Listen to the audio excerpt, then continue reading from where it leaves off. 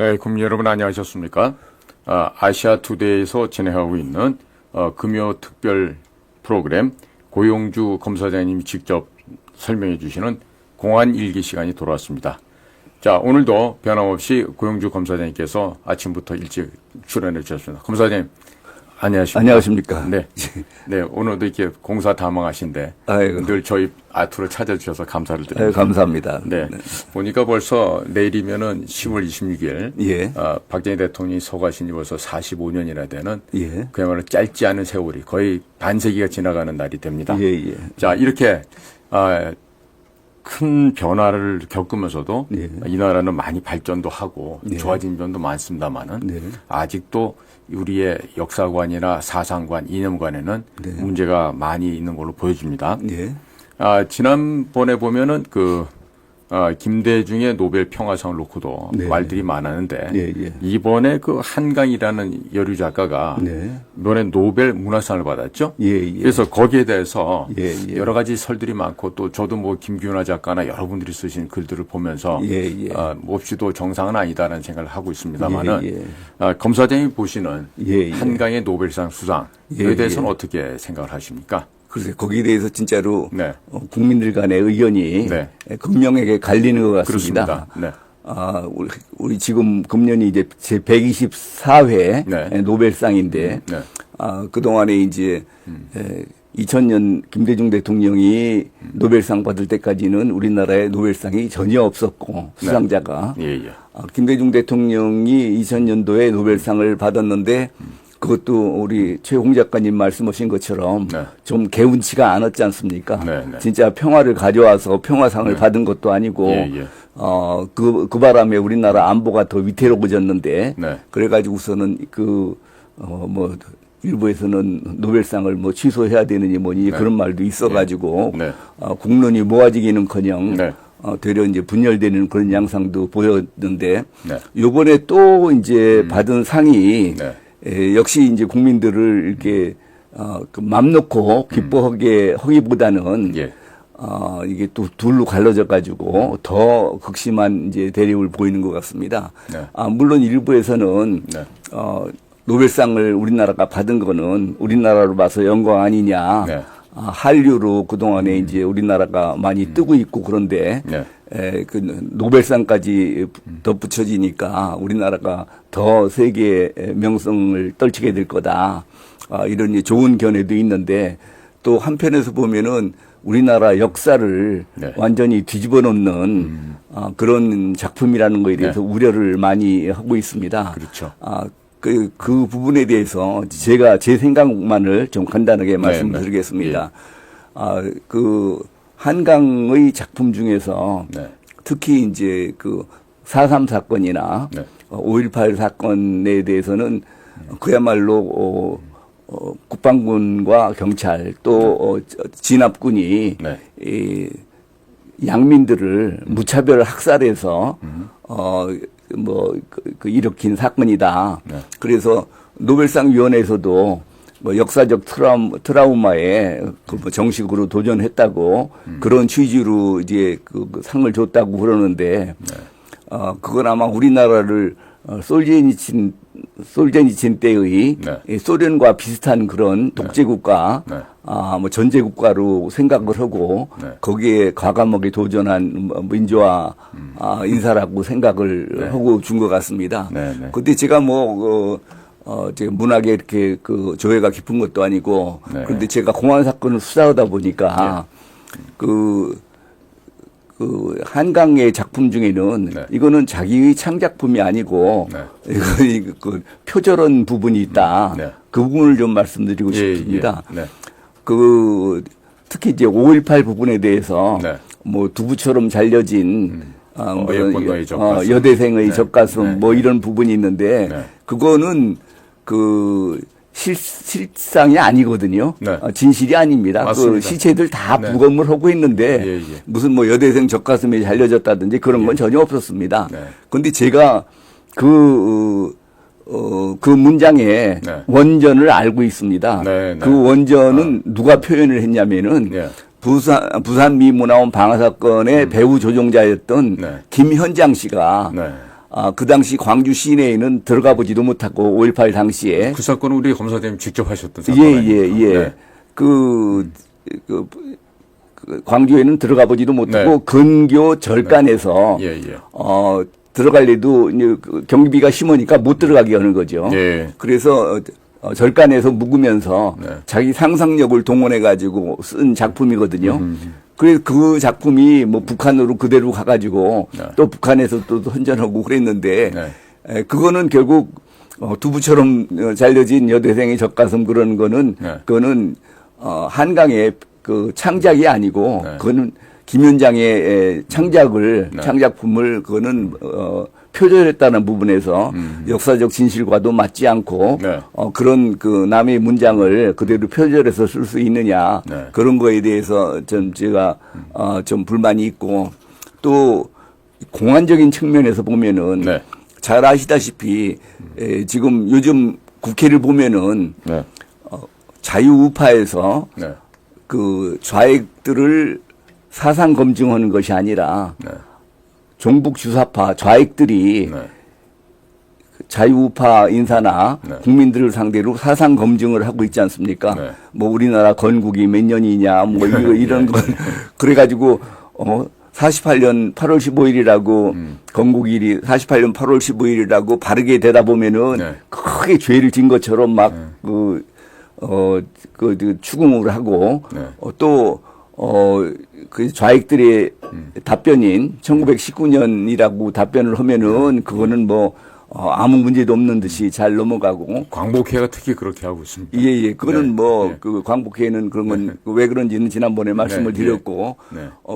제가 드리는 말씀은 원래는 네. 자유우파가 좌익들이 이게 국가에 등용이 될까봐 네. 그거를 검증을 해야 되는 게 이제 사상 검증을 그렇게 해야 되는데 네. 거꾸로 네. 요새는 우익 자유우파가 네. 공직에 취임이 될까봐 네. 그거를 좌익들이 네. 대놓고 그렇게 사상 검증을 하고 있단 말입니다. 이런 걸 보면은 지금 우리나라가 얼마나 정말 그 이념 전쟁에서 네. 얼마나 지금 자유우파들이 몰려 있는가 이런 거를 알 수 있는데 네. 그런 지금 사실상 그 역사적으로 표현한다 그러면은 우리나라 지금 그 사상 이념 전선은 거의 지금 6.25 때 낙동강 전선까지 밀린 정도가 되거든요. 네. 그런데 그때는 메가더 장군이 네. 인천 상륙 작전을 해가지고 전세를 뒤집었는데 예. 지금은 이 한강의 작품은 사실상 북한군이 우리 부산에 상륙한 거나 마찬가지 정도의 큰 충격을 줬다고 우리 그 자유우파 애국 세력이나 대한민국에는 그만큼 큰 피해와 위험을 주고 있다고 생각을 해서 정말 그 우려가 됩니다. 지금 저 책을 읽은 뭐 전 세계에서 노벨상 수상자의 책을 읽는다고 날린 모양인데 저 책을 읽은 사람들은 저게 다 진실이라고 생각할 거 아닙니까? 그러겠죠. 솔제니친이 소련 수용소를 쓴 것이 다 사실이라고 생각을 했던 것처럼 우리나라 현실을 저 한강의 책을 가지고 한다고 그러면은 저렇게 양민을 학살하고 건국한 한국이란 나라에 대해서 다른 그 세계인들이 뭐라고 생각을 하겠습니까? 지금 그야말로 우리나라 안전이나 자유민주 체제에 대해서 엄청난 위험을 주고 있는 책이라고 그래서 생각을 해서 걱정이 많습니다. 네. 네네. 저도 지금 되돌아보면요. 예. 80년대 저희 그 대학가에서 예. 5월달이 되기 전부터 네네. 5월가라는 노래를 틀어줍니다. 예. 하루 종일 틉니다. 예. 그러니까 설마 했는데요. 네네. 제 머릿속에 그 가사가 예. 뇌리에 박혀 있는 거예요. 예. 저도 네네. 그 가사를 생각하다가 그게 떠오르길래요. 네. 저 자신한테 소스라치게 놀랐는데 그만큼 방송 프로파간다를 통해서 학생들의 머릿속에 그게 설령 그거를 추정하고 맹신 안 하더라도 머릿속에 그게 남아있다라는 게 참 굉장히 무섭다는 생각이 들거든요. 맞습니다. 그때 보면요. 5월 하늘 금남로에 뿌려진 너의 붉은 피 두부처럼 잘 이루어진 어여쁜 너의 젖가슴 5월 그날이 다시 오면 우리 가슴에 붉은 피 솟네 5월 그날이 다시 오면 우리 가슴에 붉은 피 솟네 그런데 이걸 제가 나중에 안전기획부에 들어가서 네. 북을 공부를 하고 하다 보니까요. 이런 가사 표현 방법이나 이런 것들이 다 북한의 선전선동을 위한 그 일환으로 비롯됐던 겁니다. 그러니까 제가 대학생일 시절에는 그게 설마니 북한에 있는 대남 공작기관이 그런 식의 지령을 내리고 가사를 지어서 우리 남쪽에다가 지하당에다 전달했는지 몰랐지만 나중에 제가 철이 나서 이렇게 봤을 때는 야 이게 이런 식으로까지 우리의 머리를 갖다 세뇌를 시켜왔구나. 소스라치게 놀란 적이 있었습니다. 네. 그럼 이거는 명백하게 김현정이가 썼던 글을 그러니까 당시 10살밖에 안 된 한강이 뭘 알겠어요, 이게? 아니 그러니까 북한도 김현장이 글을 그대로 옮긴 겁니다, 그게. 그러니까 북한이 뭐 여대생 젓가슴을 뭐 도려낸다는 얘기를 하기 전에 최초의 원작자가 김현장입니다. 그러니까 그 유인물을 이제 북한에서 보고 거기에 기초해서 그 5월가를 만들어낸 거겠죠. 그러니까 1970년생의 한강이 초등학교 지금 한 3, 4학년 나이인데 그 10살 나이에 뭘 한다고 지가 광주에 뭐가 어떻고, 뭐 두부처럼 잘려나간 뭐 젖가슴이 어떻고 이런 얘기는 상상할 수도 없는 거죠. 표절이죠, 일종의. 진상을 알아보고 글을 써야 되는데 그런 선동물에 아까 말씀하신 북한의 선동물을 그대로 옮겨 쓰는 거는 참 우려스럽다고 하지 않을 수 없습니다. 근데 뭐 보면은 아버지가 빨갱이면 자식도 빨갱이 되고요.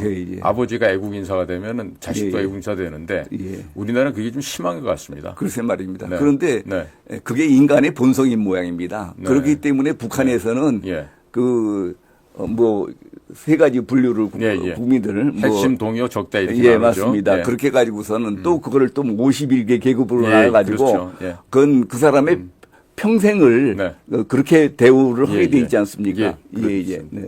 우리나라에서는 그래도 지난번에도 말씀드렸다시피 국민화합을 해서 연좌제를 폐지하고 했는데 지금 연좌제를 폐지를 하니까 자유우파들은 그냥 점잖게 있는데 좌익들이 도리어 큰 소리를 치는 그런 세대가 되고 말았습니다. 제가 지금 검사장님 말씀을 들어보니 앞으로는 우파를 제거하기 위한 새로운 신형 연좌제가 아마 나올지도 않을까 이런 생각이 맞습니다. 듭니다. 제가 그걸 걱정하는 겁니다. 지금. 그러니까 검사장님이나 저 같은 사람 그 연좌제에 해당될 수 있는. 아니 저가 해당되는 건 괜찮은데 우리 자손 대대로 누구 자손 이렇게 돼가지고 저거는 반동분자의 자손이다 해가지고서는 그런 대우를 받을 것이 걱정이 됩니다. 그러니까 역사적으로 우리 국가적으로 제2의 인천 상륙작전이 필요한 때가 지금이 아닐까 싶습니다. 맞습니다. 자, 그러면 역사적으로 그런 또 우리 6.25 얘기를 하게 되고 또 내일은 박 대통령 서거일이기도 하고 그런데 자, 지금 보면 제주도에서 4.3 사건이라는 게 발생했습니다. 저는 분명히 이걸 공산 민중 폭동이라고 저는 배웠는데요.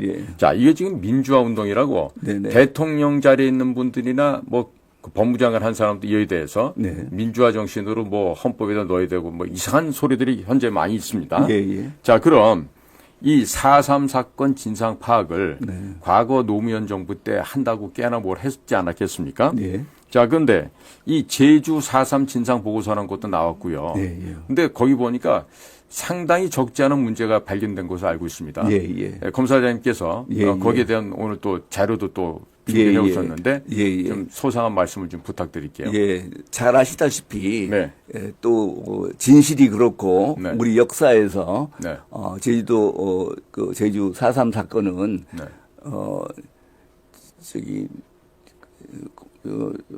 남로당 중앙당의 지시에 따라서 남로당 제도 지부에서 4월 3일 새벽에 갑자기 그러니까 소련, 평양, 그다음에 그 박헌영, 그다음에 김달삼으로 이어져요. 맞습니다. 그 명령 체계로 그대로 간 거죠.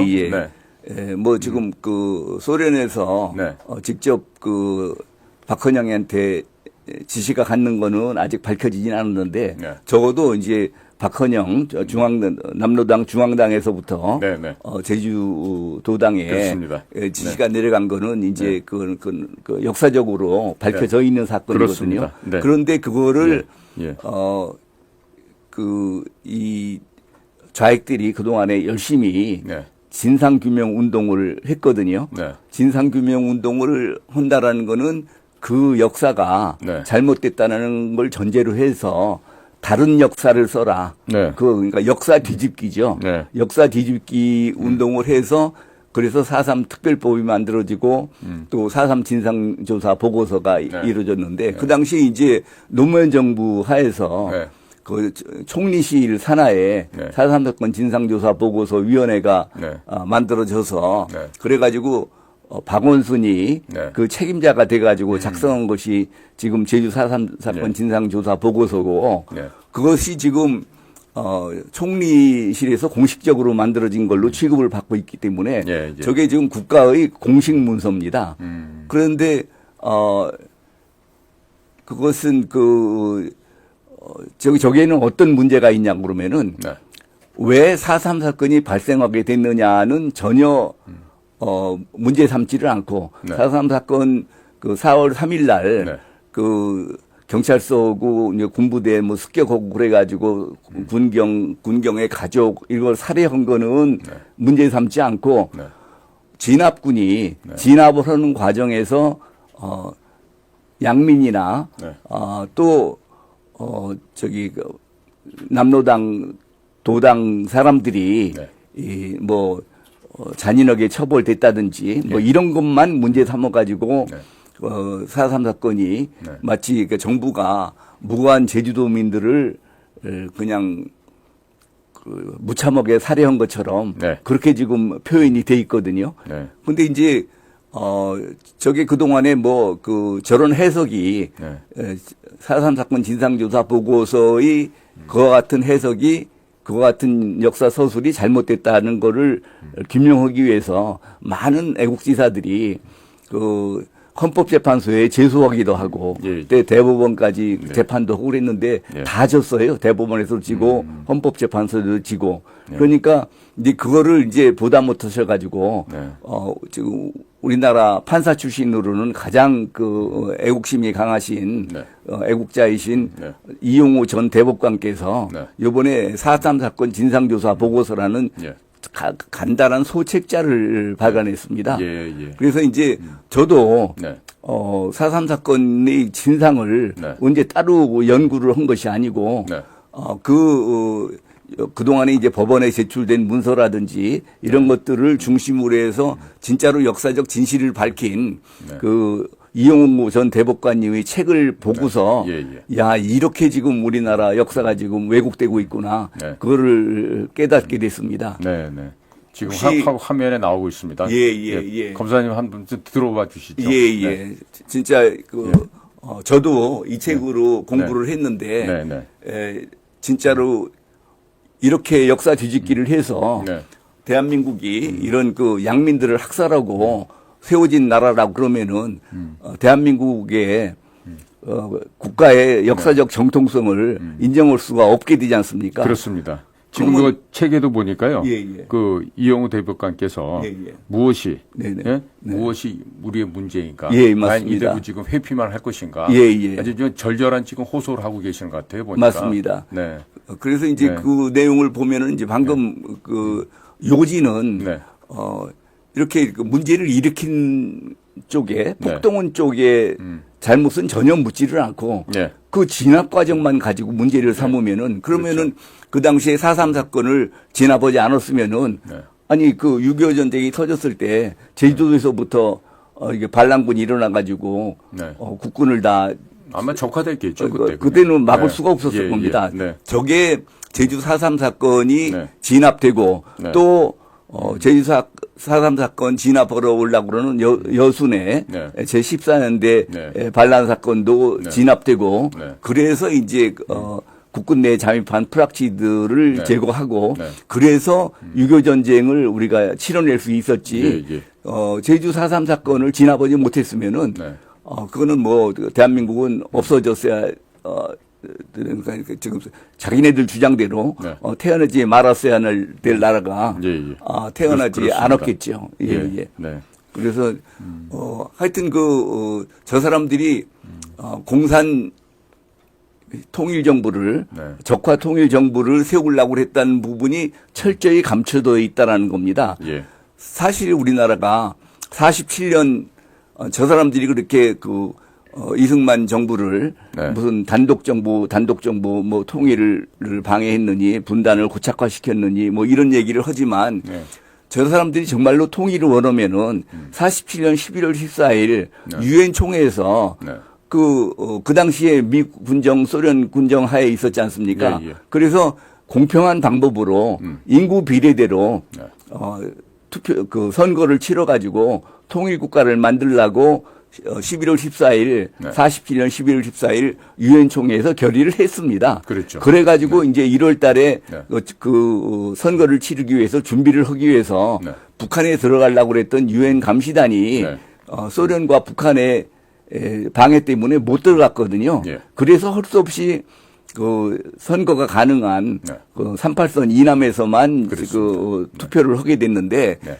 그래 놓고서는 지네들이 통일을 방해한 거 아닙니까? 그때 됐으면은 네. 통일이 되는 그러니까 건데. 결국 그래서 5월 10일 날 선거할 때 제주도는 못 하지 않았습니까? 그렇죠. 제주도는 네. 네. 3개 선거구가 있는데 네. 예. 그중에 2개 선거구는 저기 안 돼 가지고 네. 그 투표함을 전부 뭐 김달삼이 지구선 뭐 북한으로 갖고 갔다는 거 네, 아닙니까? 네, 그래 가지고 네, 뭐 저기 그 북한의 인민위원회 대의원을 선출하는데 네. 그거 가지고 썼다고 지금 네. 그런 말이 있는데 예. 어쨌든 간에 지금 그 통일을 방해한 거는 북한과 네.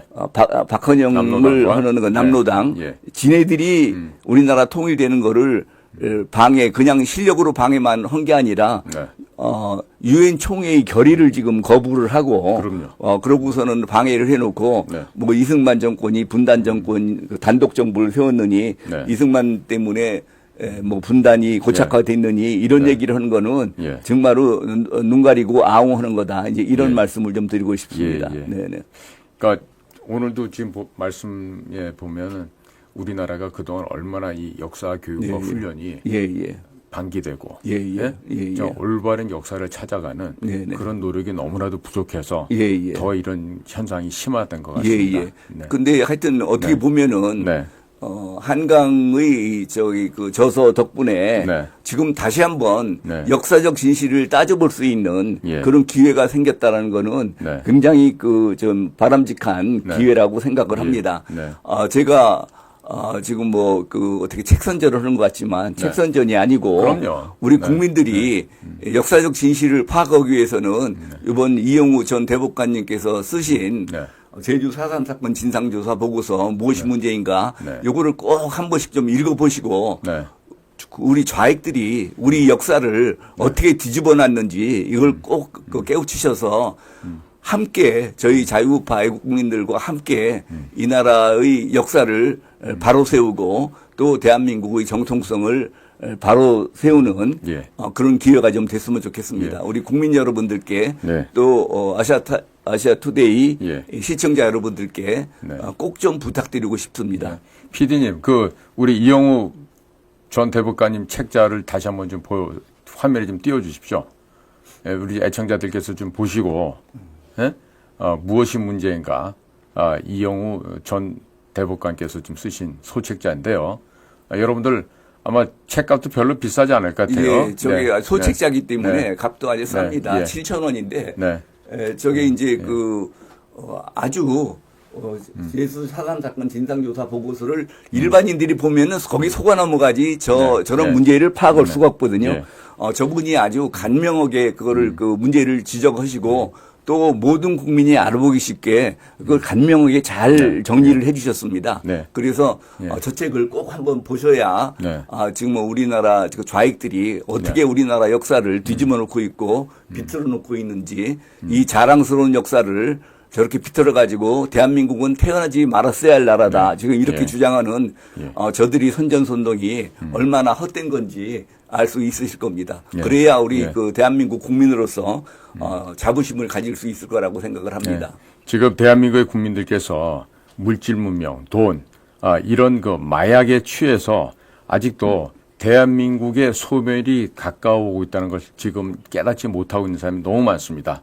자, 국민 여러분, 제발 부탁드리는데 우리 검사장의 말씀과 함께 좀 깨어나시길 바랍니다. 그래서 대한민국의 사법부도 우리 건국의 정당성이 어디에 있는지 지금처럼 회피만 하고 도망갈 게 아니라 정면으로 맞서서 대한민국의 건국의 이 법통과 이 정통성을 다시 한번 수립을 하고 우리 국민들께서도 올바른 현대사에 대한 인식을 좀 바로 가져오 주시기를 간곡하게 부탁을 드립니다. 자, 이처럼 어려움 속에서 탄생한 대한민국은 지금 2차 세계대전 이후에 유일하게 성공 사례로 좀 꼽히는 맞습니다. 세계 10대의 경제 대국으로 올랐었습니다. 예. 자, 그럼에도 불구하고 헬조선, 이 지옥불에나 떨어져라는 듯한 이런 비난성 아주 그 혐오를 갖고 있는 표현을 하고 있습니다. 자, 이와 같이 훌륭한 대한민국 민주공화국에서 왜 헬조선이란 말이 이토록 유행해야 되는지 한번 여쭤봅니다. 예. 원래는 그게 이제 대학가에서 의식화학습 서클을 만들어 가지고 거기서 이제 의식화를 하는 그 첫 단계가 우선 그 대한민국 사회를 아주 그 양극화된 사회다, 불공정한 사회다 이런 식으로 해가지고 현실에 대해서 이렇게 불만을 갖도록 하는 것이 그 의식화학습의 첫 단계입니다. 그렇게 한 다음에 그 다음에는 이 모든 대한민국의 모순과 이런 그 부당한 면이 어디서 생겨나느냐. 이게 바로 이제 자본주의 체제 때문에 생겨난 것이다. 그리고 그러면 그 해결 방안이 뭐냐. 그러면 그 다음에 이제 공산주의 사회가 이상 사회다.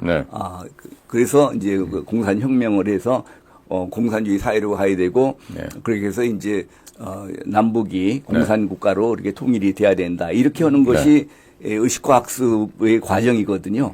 그런데 이제 90년대 들어서 한 총련이 이적단체로 규정이 되고 그래서 더 이상 대학가에서 의식화학습 서클, 자발적인 의식화학습 서클을 만들기가 어려워지니까 전 사회를 상대로 지금 그 의식화 학습 시도를 하는 겁니다.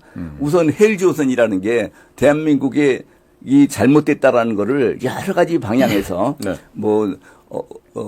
돈 있는 사람들이 어떤 잘못을 했느니 권력이 있는 사람들이 어떤 잘못을 했느니 또 이 사회가 이렇게 빈부격차가 심하고 어려운 사람은 이렇게 먹고 살기가 힘들다더니 뭐 이런 식으로 해가지고 대한민국을 그야말로 지옥과 같이 그렇게 헬조선이라고 이제 비난을 해서 사람들 결국 그런 얘기를 자꾸 들으면은 아까 최공 작가님도 말씀하셨지만 거기에 세뇌가 되게 되는 거거든요. 그렇습니다. 야, 우리나라는 왜 우리나라만 이렇게 살기 어렵고 이렇게 불공평한가? 다른 세계는 모르니까 그래가지고 이제 그 우리나라만 그렇게 잘못된 사회인 것처럼 그렇게 하는 그러니까 전 국민을 상대로 하는 의식화학습의 첫 단계라고 보시면 되겠습니다. 아마 중국 가서 보고 오면은 절대 그런 생각 못 할 텐데 말이죠. 글쎄 말입니다. 맞습니다. 그러니까 너무나 이게 유혹하고 풍요로운 사회가 되다 보니까 이제 그렇게 말을 하면은요. 왜 나한테는 이지용만큼 난 돈이 없는 거야? 이래가지고 이제 불평하고요. 맞습니다. 아니 그리고 나중에 가면은 다 뺏어가지고 골고루 나눠 가져야 된다. 그러면 거기서 끝나면 좋은데 그러면 그 다음에 돈은 누가 벌어들이고 먹고 살 저거 소비재나 무슨 이런 것들은 누가 그걸 생산을 하겠습니까? 날이 갈수록 이렇게 정신 문명이 피폐해져 가고 있는데 정말 우리가 이제는 대우각성해야 될 때가 아닌가 이런 생각을 합니다. 여기서 잠깐 알려드리는 말씀을 좀 전해드리고 계속해서 방송을 진행하도록 하겠습니다. 저희가요 지금 저희 아시아투데이 우리 유튜브를 통해서 흑보단이라고 하는 이런 제품입니다. 이거는 흑염소 혼합 물질이 들어가 있는 그런 건강식품이 되겠는데요. 해민원의 엄격한 제조 과정을 거친 제품입니다. 그리고 100% 국산 흑염소 진액으로 구성되어 있는 흑보단을 알려드립니다. 여기에는 6년근 홍삼 농축액 그리고 상황버섯이 함유되어 있어서 면역력을 강화시키고 혈액순환 개선에 대단히 좋다고 합니다. 기력 보충이 필요하신 분들이나 영양 보충이 필요하신 분, 지금 몸이 허해서 기운이 없는 이런 분들은요, 이 흑보단을 구매해서 드셔보시면 아마도 건강에 많은 도움이 될 것 같습니다. 하루에 한 포씩 드시면 되고 총 3개월분을 저희 아시아투데이 TV 구독자에 한정해서는 2+1 두 개를 사면 한 박스가 더 온다는 얘기입니다. 현재 이벤트가 진행되고 있습니다. 전화 연락처는 010-4487-0949번입니다. 010-4487-0949번으로 문의해 주시면은 여러분들이 필요한 만큼 구입을 하실 수 있을 것 같습니다. 예. 자, 검사장님. 예. 제가 계속 여쭤보겠습니다. 예. 자, 지금 우리 최근에 우리 북한과의 여러 가지 지금 현안이 있습니다만은 뭐 북한군 파병 이런 문제 차치하고라도 지금 저 북조선이라는 그 국가를 참칭하고 있는 저 범죄 집단과 우리 대한민국이라는 민주공화국하고는 이 경제력 부분에서는 지금 어떻게 비교할 수가 없는 만큼의 차이가 벌어져 있습니다. 지금 뭐 60분의 1이라고 합니다. 북한의 경제력은. 제가 볼 때 한 200분의 1밖에 안 될 것 같은데요. 자, 그렇게 차이가 많이 납니다. 60배도 엄청난 차이가 나는데요.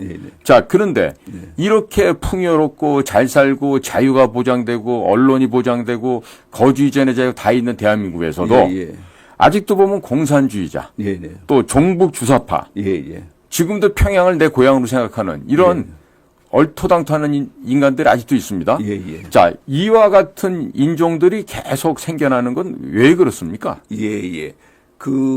지난번에 프란시스 후쿠야마가 역사의 종언이라는 책을 썼고 그렇죠. 거기서는 이제 공산주의와 자유민주주의 체제 경쟁은 끝났다 이렇게 했지만 제가 그 당시 실무를 담당하면서는 아니다. 자유민주 체제가 존속하는 한은 공산주의 그 침략은 그 선전선동은 계속될 것이다라고 전에도 말씀드렸었는데 지금 그거를 이렇게 자유민주 체제가 우월하다, 우수하다 이런 거를 국민들한테 이념 교육을 시켜야 알아듣습니다. 왜냐하면은 전에도 말씀드렸다시피 공산주의 이론이라는 거는 사회적 약자를 이용하여 정권을 획득하려는 사기극이거든요. 그렇죠. 그런데 우리나라 국민들을 보면은 아주 간단한 사기에도 사기 수법에도 쉽게 넘어가는 분들이 많습니다.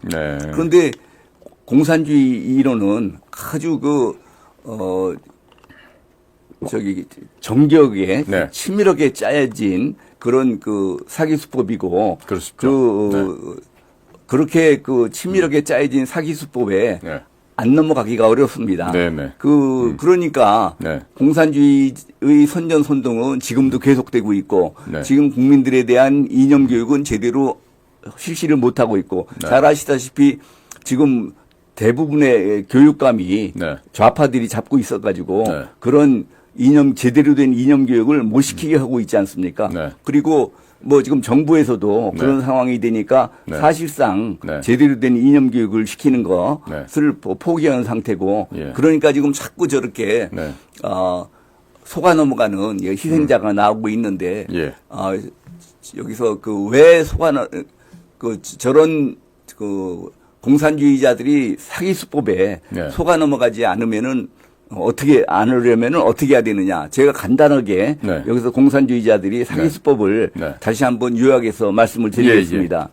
공산주의자들이 사기치는 수법이 크게 5가지가 있습니다. 이 5가지의 사기 수법이 또 그 안에서 전술적으로 여러 가지로 분화돼 가지고 또 사기치는 그런 방법이 많이 생겨나죠. 크게 된 사기 수법이 첫 번째가 공산주의 이념은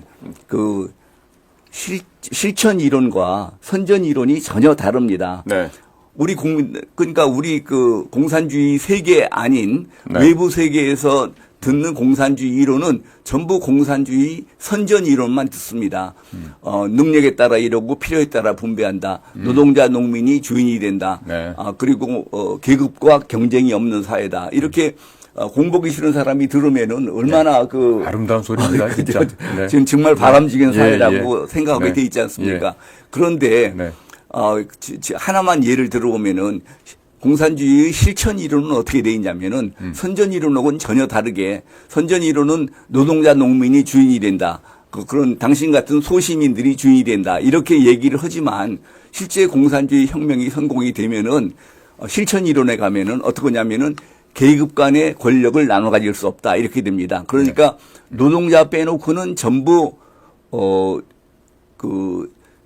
권력을 나눠줄 상대가 아니라는 겁니다. 주권을 나눠 가질 수가 없습니다. 네. 지금은 자유민주 체제에서는 전 국민이 주권자라고 그러는데 공산주의 사회에 되면은 노동자만 주권이 되지 밖에다는 노동자 농민이 주권자가 된다고 했지만 네. 실제에서는 네. 노동자 계급만 주권자가 되지 농민은 안 된다.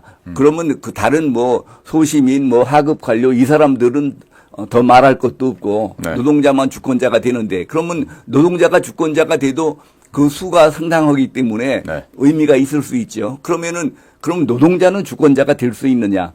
그다음에 또 민주 집중제, 네.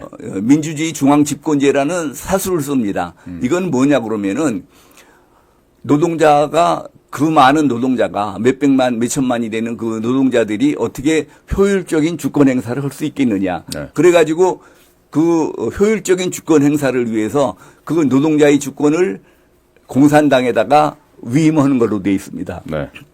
그러면은 그것을 이제 쟤네들 조직 원리로 민주 집중제, 민주주의 중앙 집권제라고 얘기를 하지만 그거는 이제 그것도 거짓말이죠. 민주 집중제를 어떻게 민주주의가 집중이 돼서 공산당한테 갑니까? 집중이 된 게 아니라 노동자들이 주권을 뺏어간 겁니다. 공산당이. 네. 이제는 노동자들은 주권이 없는 거죠. 그렇죠. 네. 그러고서는 이제 공산당만 주권을 갖게 되는데 그러면 공산당도 수십만이 될 텐데 네. 그 사람들이 어떻게 효율적인 주권 행사를 할 수 있겠느냐. 네. 그래가지고 공산당의 주권을 다시 중앙위원회에다가 위임을 합니다. 네. 그러면 또 중앙위원회도 수십 명이 되는데 위원들이 네. 네. 그 사람들이 어떻게 효율적인 주권 행사를 할 수 있겠습니까? 네. 효율적인 주권 행사를 위해서 네. 그 중앙위원회의 주권을 다시 정치국에다가 위임을 합니다. 네. 또 정치국원도 뭐 10여 명이 될 텐데 네. 그 사람들이 어떻게 또 효율적인 주권 행사를 할 수 있겠습니까? 네. 그래서 효율적인 주권 행사를 위해서 정치국의 주권을 수령한테 위임하게 됩니다. 네. 그러니까 공산주의 국가는 아무리 말을 그럴듯하게 해도 네. 수령 1인만이 주권을 가지고 있는 수령 1인 독재 국가가 될 수밖에 없고 예. 수령 외에는 모든 사람들은 전부 수령의 노예가 되는 겁니다. 예, 예. 그래서 네. 북한의 그 수령 1인만이 주권자이기 때문에 북한에서는 헌법보다 그 상위에 노동당 규약이 있고 그러니까 지금 헌법을 국민들이 지켜야 될 규약이라고 그러면은 네. 노동당 규약은 일단 주권자가 된 노동자들의 그 헌법이 될 수 있겠죠. 예, 예. 노동당 규약. 네. 네. 그 위에, 그 위에. 수령의 교시가 있습니다. 네. 그러니까 아무리 헌법이고 노동당 규약이고 네. 뭐 아무리 규칙이니 법률이니 따져봐도 네. 헌법도 필요 없고 네. 김일성, 김정일, 김정은의 수령 1인의 교시가 훨씬 더 중요합니다. 그러니까 헌법에 북한 헌법에 네. 무슨 뭐 통일을 얘기하고 뭐 그렇게 아무리 해봐야 네. 김정은이가 그 네. 수령이 네. 이제는 뭐 남한하고 통일 필요 없다. 이제 적대 국가 간으로 대하겠다. 이렇게 하면은 네. 헌법에도 반하고 노동당 규약에도 반하지만 네. 그거는 수령의 교시가 제일 상위 기범이기 때문에 그게 그냥 통하는 겁니다. 두 번째가 이제 그 용어 혼란 전술입니다. 네. 용어 혼란 전술은 그 민주주의란 말에서 용어 혼란 전술을 지난번에 그 말씀드리는 게 있는데 네. 자유민주주의 국가는 정치적으로는 자유민주주의고 경제적으로는 자본주의 국가입니다. 그렇죠. 그리고 네. 공산주의 국가는 정치적으로도 공산주의고 경제적으로도 공산주의입니다. 네. 그런데 경제적으로 공산주의라는 말을 가지고 민주주의를 공격하기는 아주 쉽습니다. 왜냐하면은 자본주의가 꼭 그런 뜻이 아니지만 명칭을 자본주의라고 붙이는 바람에 그거는 뭐 자유시장 경제를 얘기하는 건데 네. 명칭을 자본주의라고 붙이는 바람에 그러면은 인간보다 자본을 더 중시하는 제도인가 보다 이렇게 국민들이 오해를 하게 됩니다. 네. 그래서 그거는 그 자유민주주의를 공격하는데 아주 쉬운데 네. 정치 제도로서 공산주의 가지고 자유민주주의를 공격하기가 어렵습니다. 왜냐하면은 전에도 말씀드렸지만 민주주의라는 건 국민의 주인이라는 뜻 아니겠습니까? 네. 그동안에 왕조서부터 네. 또 쭉 역사가 진행돼 와서 네. 전제국가 뭐 이렇게 해가지고 결국은 이제 전 국민이 주인이 되는 자유민주주의 국가가 됐는데 그거를 공산주의란 말로 일부 계급만이 그 주권을 갖는다. 그런 걸 전 국민이 주권을 갖는다라는 거를 부정하기가 어려우니까 네. 일단은 그 공산주의도 민주주의다. 그게 무슨 소리냐? 공산주의가 어떻게 민주주의가 되느냐? 예. 너희는 말만 국민이 주인이라고 그러지 어떻게 전 국민이 다 주인이 되느냐? 말만 국민이 주인이라고 해놓고 너희는 소수의 부르주아지만 주권을 갖고 있는 부르주아 민주주의다. 그런데 우리는 그렇지만 우리는 프롤레타리아가 주권을 가지고 있는 프롤레타리아 민주주의다. 그래서 네. 우리도 민주주의다. 네. 이게 그렇게 서로 이제 같은 민주주의다라고 얘기하면은 끝이 안 나지 않습니까? 네, 네. 그러니까 이제 그 다음에 우리 민주주의가 너희네 민주주의보다 더 좋은 민주주의다. 왜 네. 그러느냐? 너희는 부르주아만 주권을 갖고 있는 민주주의인데 네. 우리는 프롤레타리아가 주권을 갖고 있는 민주주의다. 그래서 네. 어차피 네. 전 국민이 주인이 될 수는 없는 거고 네. 누가 일정 계급이 주인이 돼야 된다 그러면은 소수의 부르주아가 주권을 가지고 있는 자유민주주의 국가보다는 프롤레타리아 많은 노동자들이 주권을 가지고 있는 우리가 진짜 민주주의다. 그렇게 네. 이제 주장을 하는 거죠. 그런데 이 얘기 들으면은 또 그 당시 80년대 대학생들이 그랬듯이 네. 다 또 속아 넘어갑니다. 예. 그런데 그래서 다시 말은 프롤레타리아가 주권을 갖고 있다. 그러니까 노동자가 주권을 가지고 있다고 하지만 아까 말씀드린 것처럼 네. 결국은 쭉 민주주의 중앙집권제의 원리에 의해서 수령 1인만 주권을 가지고 있는 그런 체제로 간다. 네. 그래서 이제 그게 이제 민주주의란 말을 가지고 용어 혼란을 써가지고 지난번 말씀드린 것처럼 미국과 대한민국 정부와 자본가를 공격하면 그게 전부 민주화다, 민주화 운동이다 이렇게 지금 네. 돼 있는 거 아닙니까? 네, 네. 그다음에 이제 세 번째가 이제 궤변을 쓰는 거죠. 네. 궤변은 아까 말씀드린 것처럼 네. 궤변이라는 게 토론에서 상대방을 이기기 위해서 상대방의 사고를 혼란시켜 가지고 무조건 이기는 그런 수법인데 민주주의 중앙집권제 같은 것이 그런 궤변의 한 방법입니다. 그러니까 말을 주권을 위임했다고 그러는데 주권을 위임하는 건 없거든요. 주권을 뺏긴 거죠. 네. 그래서 노동자가 주권을 가지고 있다고 하지만 그것은 공산당한테 뺏기고 공산당이 주권을 가지고 있다지만 그건 다시 공산당 중앙위원회에 주권을 뺏기고 다시 그걸 또 정치국에 뺏기고 수령 1인한테 뺏겨서 수령 1인만 주권을 갖고 있는 거를 그걸 민주주의가 중앙 집권이 있다 하는 게 그게 얼마나 네. 황당한 이론입니까? 그런 이제 궤변을 쓰는 거고 억지는 잘 아시다시피 그건 무조건 우기는 거죠. 말도 안 되는 걸 네, 우기는 네. 겁니다. 예. 그러니까 지금 북한의 주체 사상 같은 거를 보면은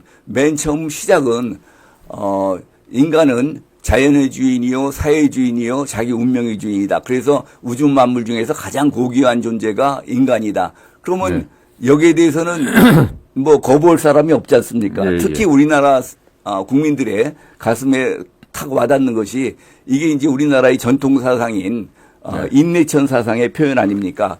그런데 첫 단계 이것만 보고 그 다음에는 모르고 주체 사상이 이런 거다라고 해가지고 주체 사상이 옳은 것이다라고 많은 사람들이 오해를 하는데 그 다음 두 번째 단계 가면은 인간은 왜 존재하고 사람은 왜 사느냐. 예. 근데 왜 여기는 인간이라고 그랬다 사람이라고 그랬다 똑같은 건데 왜 바꾸느냐. 북한에서는 인간은 생물학적인 존재고 네. 사람은 계급투쟁 의식으로 각성된 인간을 사람이라고 그럽니다. 네. 그게 지금 다른데 그렇죠. 여기 대해서 답을 뭐라고 그러냐면은 인간은 혁명으로 해서 존재하고 혁명으로 해서 산다. 이게 지금 말이 안 되는 억지 네. 아닙니까? 그렇죠. 그래 놓고서 이제 네. 3단계 가면은 우주 만물에서 가장 고귀한 존재인 인간이 네. 인간으로서 그 고귀함을 유지할 수 있는 하도록 하는 그 혁명이 성공하기 위해서는 네. 이런 무류의 네. 그런 수령 네. 무오류의 수령의 지도에 의해서만 그런 혁명이 가능하다. 그래서 네. 북한 사회에서는 이를테면 공산주의 혁명으로 공산주의 국가가 건설됐으면은 그러면 그 다음에 는 공산주의가 필요 없다는 거 아닙니까? 공산주의 혁명을 해서 공산주의 국가가 건설됐으면은 네. 그 다음에도 계속 공산주의 체제를 유지하려니까 평상시에도 네. 공산 혁명 시에만 아니고 네. 평상시에도 수령의 지도를 받아야만 된다라는 그런 거를 국민들한테 그걸 세뇌시키기 위해서 네. 이 주체 사상이라는 걸 만들어냈는데 네. 이런 식으로 그리고 이제 사기를 치는 거죠. 네. 그리고 이제 다섯 번째가 이제 반복 선전입니다. 네. 그거는 뭐 다 아실 테고 네. 옛날에 괴벨스가 네. 네. 하여튼 그런 방송 수단만 주면은 네. 누구든지 그렇게 세뇌를 세뇌시킬 수 있다고 그렇게 했지 않습니까? 이런 아주 정치력에 짜여진 5가지 사기 수법을 이렇게 잘 혼용해서 쓰면은 국민들이 속아 넘어가지 않을 수가 없고 지금도 공산당이나 아니라 북한의 공산주의자 국내 종북 주사파들이 끊임없이 국민들을 상대로 이런 사기를 치기 때문에 네. 이렇게 이념 교육을 제대로 못 받은 국민들은 그 사기에 속아 넘어갈 수밖에 없고 네. 그래서 많은 사람들이 공산주의자가 되기도 하고 종북 주사파가 되기도 한다는 네. 그런 말씀을 드리고 그래서 빨리 우리 사회가 우리 교육이 정상화돼서 네. 우리 국민들이 네. 대한민국에 대해서 자부심을 느낄 수 있도록 자유민주 체제에 대해서 자부심을 느낄 수 있도록 정상적인 이념 교육이 좀 세워질 수 있는 사회가 됐으면 좋겠습니다. 네. 지금 우리 댓글도 올라오는 거 보니까요. 예, 예. 용산에서도 좀 우리 검사장님 이야기를 말씀을 좀 잘 경청해 주셨으면 좋겠다. 예, 예. 또 어떤 분들은 역사 교육만 갖고 안 될 것 같습니다. 정치적으로도 김문수 같은 분이 다음번 대통령 되시면 좋겠습니다. 지난번에 보니까 김문수 대통령, 고용주 국무총리 그 조합으로 주시면 국민들이 딱 좋겠다. 이런 말씀도 하십니다. 근데 제가 볼 때는 우리 고용주 검사장님께서도 대통령 할 만한 충분한 역량이 있으시니까 그럼 아마 누가 되든지 간에 김문수하고 고용주하고 김문수 아마 이런 조합으로 가시면 앞으로 우리나라 희망이 좀 있을 것 같습니다. 많은 독자들이 그런 의견을 제 얘기가 아니고요. 독자분들 이야기입니다. 아니 이렇게 자유민주주의 신념이 투철하신 분이 대통령이 된다면은 뭐 저는 누가 돼도 좋습니다. 예. 자, 검사장님. 지금 북한을 제가 하는 유튜브에서 얘기할 때는요. 김일성 족속들의 우상 숭배 교도들 집단이다. 저는 이런 표현을 자주 합니다. 근데 지금 보면은 북한은 지금 공산주의 국가다. 또 국호에서도 조선민주주의 인민공화국으로 또 뭐 참칭을 하고 있습니다만은 자, 지금 아무리 봐도 왕조국가다. 혹은 신성국가다. 이런 측면이 더 강한데 지금 북한은 공산주의가 아니다 이런 주장도 있습니다. 검사장님께서는 여기에 대해서 어떻게 생각하십니까? 제가 문재인은 이제 공산주의자라고 이제 주장을 했다가 7년 동안 재판을 받았지 않습니까? 대법원까지 가셨는데 이기셨죠? 그때도 보면은 주변에서 뭐 저를 편든다고 하는 소리인지 문재인을 편드는 소리인지 모르지만 북한은 신정국가다. 그래서 공산주의 국가가 아니다.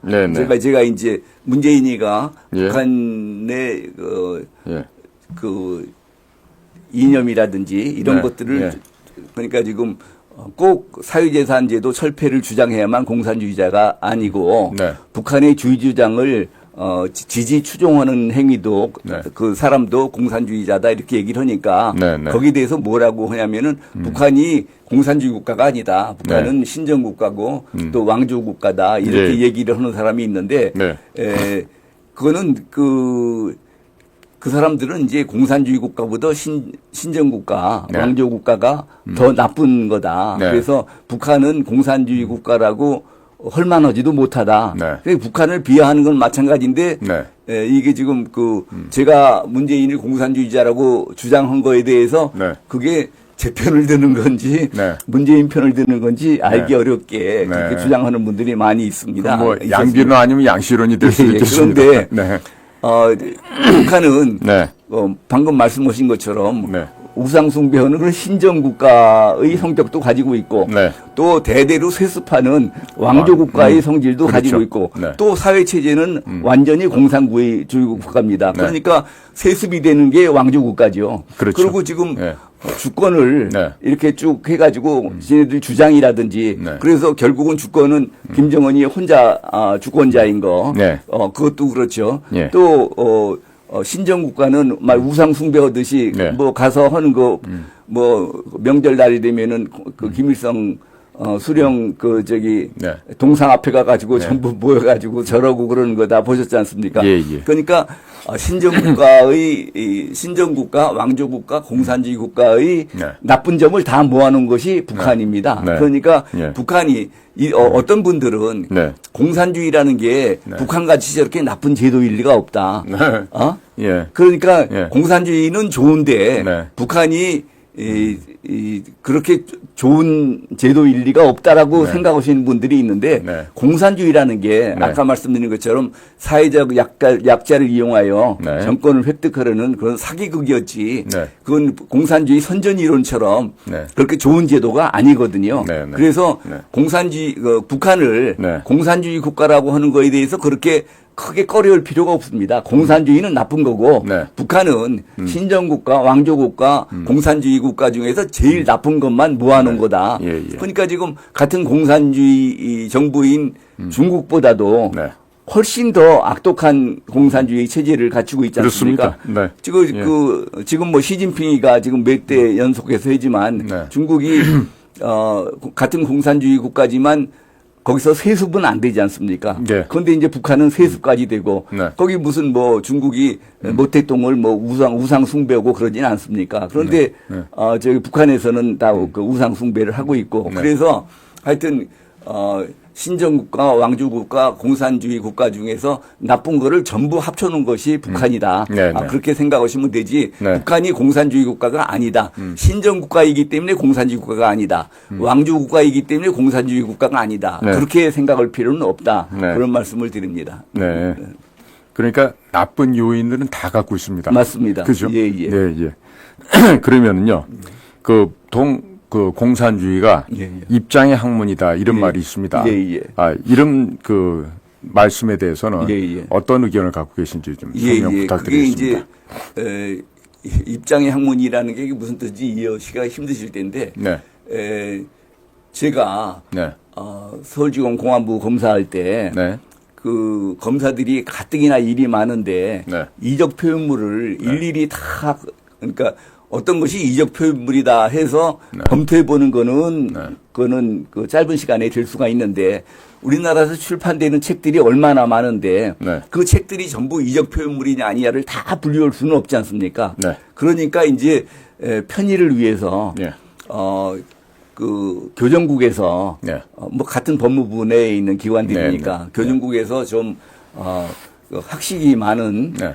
두 분을 파견을 받아가지고 네. 두 분한테 이제 우리나라에서 출판되는 책들을 예. 대충 검토를 해서 그 중에 네. 이적 표현물 의심되는 책이 있으면은 네. 좀 알려달라. 그래가지고선 두 분은 이제 서울지검 도서관실에서 네. 계속 근무하면서 책만 읽으면서 네, 네. 이렇게 지내는 그런 게 있었는데 네, 네. 사실은 교도소에서 네. 죄수들을 하고 같이 있는 것보다 네. 서울지검의 편안한 도서관에서 예. 그렇게 하고 있으면은 네. 공무원으로서는 얼마나 그게 특화거든요. 그럼요. 그런데 네. 예. 그 중에 한 사람이 네. 한 사람은 잘 해나가는데 예. 한 분이 자기는 예. 도저히 못하겠다. 내 그 심장이 터질 것 같다. 그게 무슨 소리냐 그러면은 네. 그분이 좀 자기가 좀 불우한 처지에 있었던 모양이죠. 아. 그러니까 이제 공산주의를 선전선동하는 게 아까 말씀드린 처럼 네. 우선 현실을 강력하게 비판하지 않습니까? 예. 그런 비난하는 거를 이거 읽어보니까 네. 이게 꼭 정말 자기 처지에 맞는 생각 같고 예. 그러니까 그 자기도 공산주의 아이고. 혁명에 예. 뛰어들어야 될 것 같고 아하. 공무원이 그럴 수는 없고 네. 그러니까 예. 막 그냥 그 자기가 심장이 터질 예. 것 같다. 예. 도저히 못하겠다 해서 돌려보낸 적이 있는데요. 그런 식으로 네. 자기가 좀 불우한 처지에 있으면은 네. 이놈의 세상 확 뒤집어 버리자라는 네. 그 뒤를 생각하면은 네. 이런 그 자유를 잃게 되고 네. 결국은 김정은이의 노예가 되는 길인데 네. 그래도 선전 이론에 속해 가지고 네. 이렇게 이 책에서 선전선동하는 것처럼 되면은 내가 저 사람보다 부러운 거, 저 사람보다 가난한 거 네. 이런 것이 면해지고 전부 같이 잘 살 수 있지 않겠느냐 이런 생각을 가지고 그 공산주의 이념을 이제 받아들이기 쉽게 되는 거죠. 그러니까 그런 사회 불만이 많은 분, 자기가 부러우다고 생각하는 분, 뭐 이런 분들은 그 공사주의 선전 이론 그 뒤에 실천 이론이 있어가지고 그게 더 자기를 지옥으로 끌고 가는 건지는 모르고 그 선전 이론에 혹해서 거기에 빠져들게 된다. 그래서 그거를 입장의 학문이라고 그러는데 사실은 공산주의가 학문은 아니지만 그거를 학문의 그 외형을 갖추고 있으니까 공산주의 이론이 그거를 학문이라고 한다 그러면은 그거를 입장의 학문이라고 그런다. 그래서 이제 그거는 그거를 그렇게 해석하는 거는 우리 이 공안 사회에서나 그렇게 파악을 하고 있는 것이지 저게 뭐 학문적으로 정립된 개념은 아니고 지금 그 입장의 학문이 그런 본인이 부러워하고 생각하는 사람은 이런 공산주의 선전선동에 더 넘어가기가 쉽다. 그러니까 과거에 대학교에서 의식학습을 할 때도 그 지방에서 올라와서 기숙사 생활을 하면서 아니면 하숙 생활을 하면서 어렵게 지내고 있는 사람들 그런 사람들을 상대로 이제 의식화학습 그룹을 만드는데 제일 먼저 추천되는 사람들이 친구가 없고 외로운 사람, 가난한 학생 이런 사람들을 골라서 시작하지 않습니까? 그러면은 이제 그 사람들은 의식학습 그룹에 끼게 되면 친구도 생기고 또 뜻을 같이 하는 사람도 생기고 그래서 이제 그 학습 조직이 단단해지고 거기다가 여자까지 껴가지고 여자친구까지 넣어서 그래서 이제 꼬시는데 그 뒤가 지옥이라는 거는 이제 그 이념 교육을 받아야 알 수 있는 거고 그거를 모르면은 그렇게 쉽게 빠져들게 되기 때문에 그래서 그런 거를 이용해서 공산주의 선전선동도 처음에는 그런 사람부터 시작을 해가지고 점점 이제 이런 중하층까지 그 대상을 넓혀가는 근데 문제는 요새는 그 강남 좌파라고 하는 사람들이 있지 않습니까? 중상층 아니라 아주 상류층에 살면서도 공산주의 이론을 그렇게 떠들고 다니는 사람들도 있는데 어쨌든 간에 입장의 학문이라고 이제 그 당시에 이제 그 공안 쪽에서 생각하는 거는 이런 입장에 있는 사람들이 공산주의에 더 빠져들기 쉽기 때문에 공산주의 이론은 그런 불우한 입장에 있는 사람들이 선호하는 학문이다. 그런 취지로 그게 만들어졌던 얘기입니다. 그러면 실제로 지원이 어렵거나 궁핍해서 그럴 수 있다고 보지만 그 무슨 외교관 잔이다 그래갖고 특례 입학을 하고 저희 때도 아버지가 무역진흥공사 코트라나 외교부나 당시 중앙정보부 이런 데서 해외 근무한 사람들 자녀들은 서울대학교 올 실력이 안 되는데도 그냥 거저 돌아서 학교를 다니고 이런 게 있었어요. 근데 이제 그런 애들은 보면은 오히려 그게 편안하고 특혜를 받는 거라서 감사해야 될 텐데 그런 집안의 분위기가 있는데도 들어와서 그 운동권에 들어가서 그 못된 짓을 나이가 먹도록 계속 하고 이런 애들이 있더라고요. 이제 그런 애들은 이제 자기가 그렇게 들은 거에 대해서 이를테면은 조금의 양심의 가책을 받는 거죠. 그렇게 그런 기회를 만들어준 것이 부모들이 만들어준 거고 저도 좋기는 하지만 제가 스스로 한 거는 아니고 부모가 그렇게 기회를 만들어줘서 들어왔는데 그러면은 이제 들어와서 보면은 다른 어려운 사람들 또 자기는 경쟁도 안 거치고 들어왔는데 경쟁을 거쳐서 들어온 사람들 이런 사람들 보면은 양심의 가책을 느끼게 되지 않습니까? 그러니까 더 이제 그쪽에 그거를 뭐라 그러나 그거를 이제 하여튼 미안한 마음을 표현하기 위해서 그런 그쪽에 이제 뜻을 갖춰놓은 것처럼 어울리고 그러느라고 나타난 것이 그래서 이제 그 강남 좌파가 생기는 거 아닙니까? 이제 학교 때 대모고 나가는데 못 네. 나간 것을 죄스럽게 생각해서 네, 네. 고시공부만 해서 판사 검사가 됐다. 네, 네. 그러면은 네. 이제 걔네들한테 미안한 마음을 갖고 네. 이제 그런 사람들이 나중에 사법 처리돼서 들어오면은 뭐 특히 관대하게 처분을 한다든지. 그러면 뭐 조국이나 한동훈이도 강남에 잘 살면서 예? 미안한 생각이 좀 있어서 그렇게 될까요? 그 당시에 네. 주변에서 학생운동을 하고 막 네. 집회를 하고 예. 대보를 하고 뭐 이렇게 하는데 네. 거기에 목했던 사람들은 네. 사실 이제 그때 이제 잘 아시다시피 김일성이가 네. 그런 머리 좋은 애들은 데모에 내몰지 말고 그렇죠. 공부를 시켜서 예. 선생을 시키든지 사법시험, 판검사를 뭐 시키든지 방송국을 가든. 이렇게 예. 하라고 네. 했지 않습니까? 예. 그렇게 했지만 자기네들은 그래도 미안한 감이 있어가지고 네, 네. 불필요한 죄의식을 느끼는 거죠.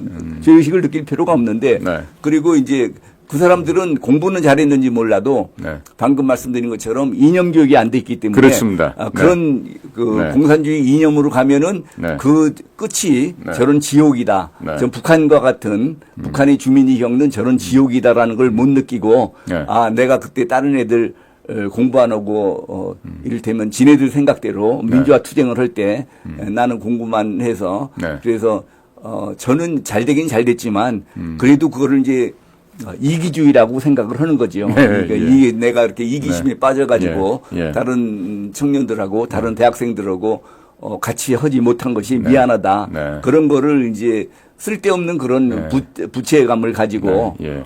그런 하는 것이 이제 그 강남 좌파들의 네. 그런 속성이라고 생각을 예. 합니다. 그렇네요.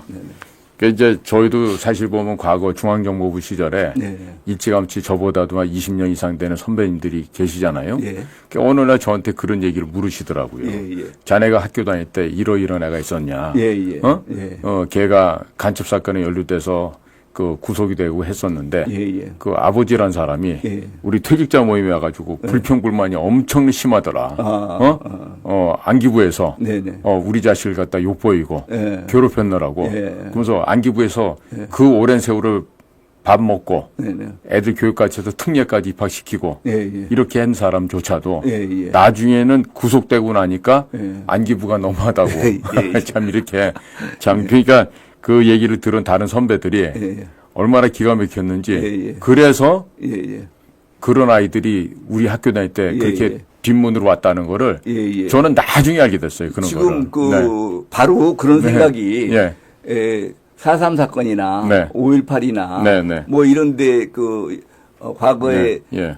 역사를 뒤집는데 네. 쓰이는 수법 아닙니까? 그렇죠. 자기가 저지른 일은 생각을 안 하고 예. 아니 폭동을 일으켰으면은 그거를 진압을 맞습니다. 해야 되는 거 아닙니까? 예. 그런데 네. 폭동을 일으킨 네. 쪽은 전혀 예. 문제를 네. 안 삼고 예. 진압 과정에서 누구를 때렸느니 네. 아니 그거 저쪽에서 총알이 날라오고 네. 지금 또 많은 군중들이 덤벼드는데 네. 그거를 점잖게 그걸 어떻게 그걸 막아냅니까? 그렇죠. 그러니까 네. 자기네들이 저지른 건 생각을 안 하고 이를테면은 내가 사람을 대여섯 명 죽였기로서니 네. 너희가 나를 이렇게 비난할 수가 있느냐? 이거나 지금 똑같은 얘기거든요. 예. 자, 그러니까 지금 우리가 예. 너무나도 훌륭한 국가 속에서 예. 태어나서 성장을 해왔고요. 네. 그리고 이 자유라는 거, 네. 또 민주주의 제도, 네. 또 시장경제 체제 하에서 네. 너무나도 지금 많은 풍요를 지금 만끽하고 있지 않습니까? 네. 물론 그늘도 많이 있습니다만은. 예. 자, 이런 자유민주주의가 네. 이 개인주의를 중시하지 않습니까? 맞습니다. 그러면 우리가 중시하는 이 개인주의, 네. 그 의미가 무엇이고, 네. 이거는 또 이기주의와는 다르다고 생각이 듭니다. 예. 좀 설명을 좀 부탁드리겠습니다. 예. 네. 개인주의는 네. 결국은 그동안에 이제 전제주의, 네. 이렇게 집단주의, 네. 국가주의 네. 이렇게 꼭 국가가 그렇게 네. 그 역사적으로 보면은 국가들이라는 게 다 이제 그런 식으로 네. 해왔다가 예. 이제 근세에 이르러서 네. 개인이 중요하다. 네. 그걸 알아서 이제 그 개인의 인권을 네. 최고의 가치로 삼는 게 개인주의죠. 네. 그러니까 이제 자유민주주의 체제는 네.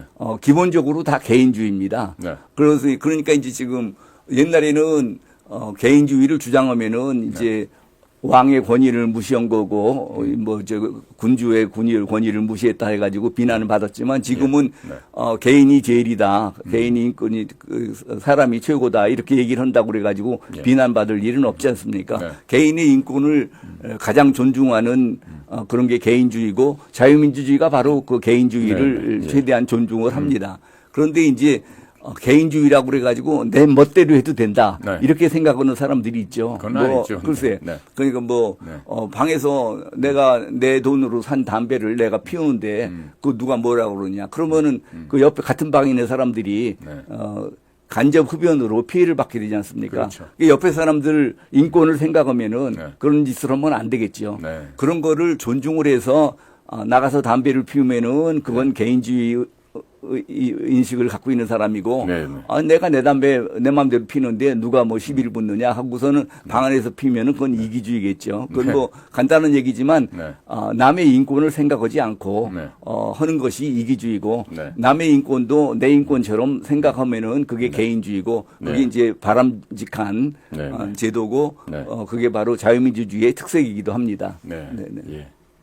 아유 검사님 오늘도 이렇게 귀한 말씀을 쉼없이 이렇게 계속 말씀을 해주시고 또 우리 국민을 이렇게 바른 길로 계도해 주셔서 너무나도 감사드립니다. 아이고 우리 최공 작가님이 워낙 진행을 잘해 주셔가지고 아닙니다. 저도 말이 저절로 나옵니다. 감사합니다. 예. 자 이제 제가 마쳐야 될 것 같은데요. 끝으로 오늘 방송 마무리하면서 우리 국민 여러분들께 다시 한번 또 당부의 말씀을 부탁드리겠습니다. 아까도 말씀드렸지만 이번 이 한강의 노벨상 수상이 여러 가지 이제 국론 분열도 일으키고 했지만 우리 자유우파 국민들로서는 대한민국 국민들로서는 대한민국의 역사를 바로 세울 수 있는 그걸 아주 절호의 기회가 됐다고 생각을 합니다. 이런 기회를 놓치지 말고 이 전 국민 운동으로 확산이 되도록 여러분들 우리 그 아시아투데이 시청자 여러분들께서 아까 말씀드린 제주 4.3 사건 진상조사 보고서 무엇이 문제인가 이용호 전 대법관님이 진짜로 사명감을 느껴서 그 어려운 책을 쓰셨는데 어려운 얘기를 아주 쉽게 풀어서 잘 써주셨습니다. 좀 그 여유가 있는 분들은 몇 권씩 사서 주변 분들한테도 그 전파 좀 해주시고 가정에서도 자제분들한테 좀 꼭 읽히도록 하셔가지고 우리나라 역사가 지금 어떻게 왜곡돼 가고 있는지를 좀 많이 그 인식시켜 주시기를 부탁드립니다. 감사합니다. 네. 제가요 한 가지만 더 추가로 공지를 해드릴게요. 다음 주 월요일입니다. 10월 28일 오후 2시 30분부터 우리 시청 앞에 있는 서울프레스센터 20층에서는 우리 고용주 검사장님 그리고 이재춘 전 러시아 대사님 이런 우리 자유우파 진영의 원로 되시는 대선배님들께서 위헌정당 해산 국민토론회 및 발대식을 하신다 그럽니다. 다음 주 월요일 28일 오후 2시 반부터 시작을 합니다. 우리 아시아투데이 우리 애청자 여러분들이나 또 이 방송을 보고 계시는 우리 자유우파 진영의 애국 시민 여러분들께서는 그날 많이들 참석하셔서 지금 나라의 국법 질서를 훼손하고 지금 공산사회로 가자고 지금 발버둥 치는 더불당과 그리고 진보당 같은 이 땅에 있어서는 안 될 이런 위헌 정당을 해산시키는 일에 국민 여러분들의 적극적이고 열성적인 지지와 참여를 부탁을 드립니다. 저도 그날 우리 고용주 검사님 하고 계시는 그 행사에 저도 참석할 예정이고요. 그날 아마 우리 많은 자유파 애국 시민들이 모이실 것으로 믿어 의심치 않습니다.